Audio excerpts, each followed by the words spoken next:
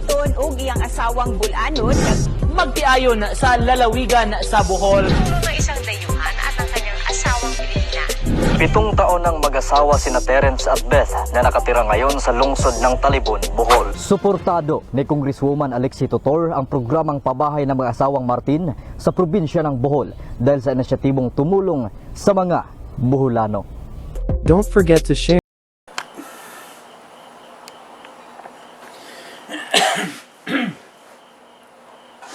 Hey, good evening. Welcome to A Foreigner in the Philippines. Just checking. Yep, I'm recording. Well, I had a comment on one of our videos, looking at it this evening, and the subscriber was curious to know what happened on the story of Alan, the Canadian. Well, a lot of people said that, well, he's not a Canadian, he's something else, I don't know, a Romanian or something like that. I've forgotten exactly what nationality he actually was, but he was a naturalized Canadian. And if I can just give you a bum's rush through what his story was, he rolled up at our house, like many people do, on a motorcycle with his girlfriend and his a very small young child. And he told us his story that he had given the money for his visa renewals. He had given cash to a lady, if I remember rightly. It's a while ago now, probably 3 years at least. Anyway, he'd given the money. He'd been scammed out of the money because a person had not, according to him, had not renewed his visas. So now he found himself out of status by, well, I think it must have been at least a year, probably more, 2 years. How many years was that guy out of status, Beth? I forgot already. It's a long time ago.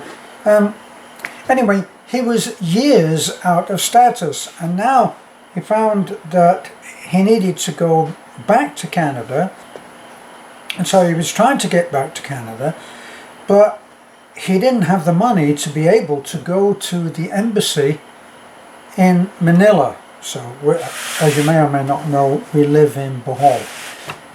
So he was really looking for the money. We certainly did not have the money to give for such a case. It just wasn't the kind of thing that we did. So we said, well, we'll make a video, which is what we used to do then. And sure enough, two very kind-hearted Canadian subscribers saw the video, and they sent him, gosh, I seem to remember it was somewhere in the region of 18,000 pesos. So they sent him the money so that he would be able to get to Manila. He went to Manila, and then when he came back with a story of he had taken 50. That's gradually coming back to me now, as it does. He had gone down to the embassy, and while he was at the embassy, such was the story. As they say, you may as well think big if you're going to think at all. And he said that the ambassador himself had come out and asked if he could help. Well, I'm sure that the ambassador of Canada does that kind of thing, you know. But anyway, the ambassador, it's extraordinary. Now that I look back on it, it's even funnier. The ambassador took his 50,000 pesos, didn't give him a receipt, and I guess disappeared into another office. Well, he came back 50,000 lighter and still no better off. So he came to us because he thought that we would help him. And, as I said, the the two Canadians were very kind, and they sent him, I think it was 18,000, which we gave to him, and which I believe that there is a video there. We video everything, and have been criticised for that too. So he now had the money to go back to Manila, to the embassy, and try to sort out how he could get some help for going back to Canada. Well, it all got very muddy. The people, our subscribers, absolutely hated the man. They really didn't like him, they didn't trust him, they didn't believe a single thing that he said, but he had something going for him, which eventually, finally, turned out to be the thing that got him home. He had what I'd have to call a common law wife. So this lady had been living with him. She was a charming lady. They had a beautiful child, and what happened was that our subscriber, who we know and everybody knows as Little Bit Rich, LBR said, I want to help him to get back. And at the time we were a little bit surprised and said, well, don't you think he's a scammer? A Little Bit Rich didn't look at it the same way that everybody else was looking at it, because his concern was that because of this man, his wife was estranged from her family and the child. Here was a man trying to leave the country. What was going to happen to the girl? Well, finally what happened was we got the money one way or another, in part or all, and we saw him onto the plane, where he had to pay various penalties just to get out of the country. I think that's the law, and probably even more so right now, that if you are in trouble and have to leave, they're not going to just let you go. You've got to pay the money. So, as we know, in the case of our friend Alfred, who really is trying to do the right thing, and has just paid a penalty of something like 90,000. It was either 70 or 90,000 penalty. So Alan, the Canadian, as he had become known, paid his penalty and went home. Now, we always felt that he was a dodgy character, and we checked up.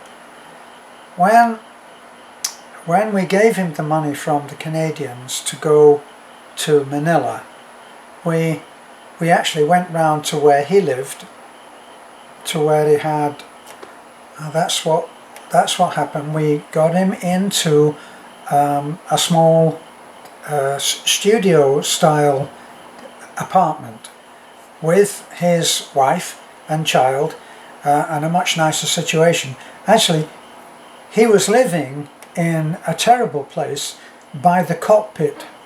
For those of you who don't know what the cockpit is, it's where they fight cockerels, and they have fighting cocks, and they pit them against each other in bloody matches, and they bet money, and it's not an ideal place. His place was there. He had this tiny little cabin style room, and we got him out of that for the sake of the wife. So you have to get that viewpoint now. That's the frame of reference, was that we were trying to do the best for the wife, in the hope that actually if he left it would be better for everybody all round. Now, what happened was, we got him paid up and onto the plane. We got a nasty email from him once he got home, where he accused us of his his description was that we ambushed him because we checked up on him. We checked up that he had gone to Manila to do as he said he was going to do, and he had gone, and we checked that he'd come home. In actual fact, he'd been home a lot longer than he told us, so he wasn't being honest, and we knew that.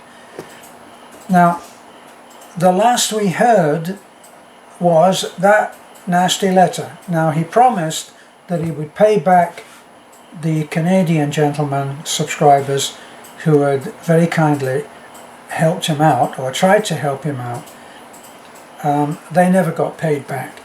He also said that he would pay back all of the money that had been given to him, and that never happened either. We just got that one email in which he accused us of ruining his reputation, such as it was. Now, what happened after that? What happened after that was that the wife did reunite with her family, and when we went round there a little while later to check on her, little bit rich had said that he would give her an allowance until such times as she had gotten on her feet, and in the hope that eventually Alan would start sending money. Now, we never really found out for sure whether he ever sent her money and supported, but he did write to us. I'm remembering now, he wrote to us and he told us, do not give my wife, my girlfriend, any money. I will send her money. Don't give her money. And he asked us not to support her. We saw her a couple of times. She was a charming, pretty woman, lovely child, and then we lost touch. She never got in touch with us. We did what we were asked to do. We supported her for a while. I'm remembering now again, we asked her if she would come up and get the allowance that we had given, that we were being given to give to her. We asked her if she would come up to the church where we were there every week, and she could claim her allowance, the support that she was being given. She didn't want to do that, and I remember that at the time that quite a few of our subs said, oh wow, what a hard job that would be, to go out and collect your money just once a week, and that was all you had to do. We didn't ask her to stay for the service, only just to arrive and get her money. It never happened. And we can only assume that she moved out of the area, because no matter who it is, we usually bump into everybody that we know, even slightly, because Taliban is a small town, so it's not possible to not see people that you know. Eventually you see everybody that you know, and we saw her a couple of times, and that was about it. And she was always very pleasant. She was very pleasant, as I say, and attractive, pretty, slim, and with a beautiful little girl. When we went round to see her the last time, she was there with quite a few members of her family, which we were very happy about, because if she was then reunited with her family, that was really what Little Bit Rich in particular was interested in seeing happen. So that's really all that I can tell you in terms of an update, because really we haven't really heard very much, well, nothing at all since those emails that I mentioned. And the email that he sent was so nasty that we blocked him anyway, so we wouldn't be hearing from him anyway. We have on other occasions helped people that turned out to be problematic. Alan the Canadian, as we grew to know him, was problematic for us in that he generated so much negative comments, so much negativity on our channel that it wasn't pleasant. It generated a lot of interest, which coincidentally I've actually read, I've seen videos where one particular guy that had worked for I think either YouTube or Facebook or both, and his observation was that trouble and strife in any channel where a lot of squabbling is backwards and forwards, a lot of infighting, a lot of negativity, is actually welcomed by Facebook. Contrary to what you might think, where they're saying, please keep your comments civil and in line with our community guidelines, which is a load of BS.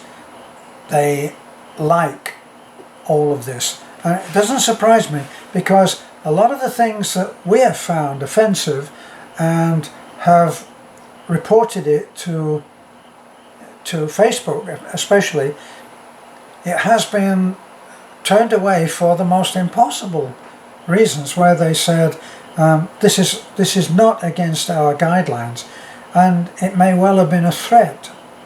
So it's a suspect company in many ways. Eventually I would think that it will pay for whatever it is doing now in terms of censorship. I'm finding sometimes that the comments that I respond to, or comments that I make in response to other comments, are deleted. And I noticed that at the beginning of where they are going to post the comments that may have come up on any of your videos, it says the most relevant, or for those the ones that are most relevant. In other words, they are judging what your comments are, as well as doing censoring on other things. And I probably shouldn't have said that word, because you can get put in jail, can't you? For it. It's never happened to me, but it can.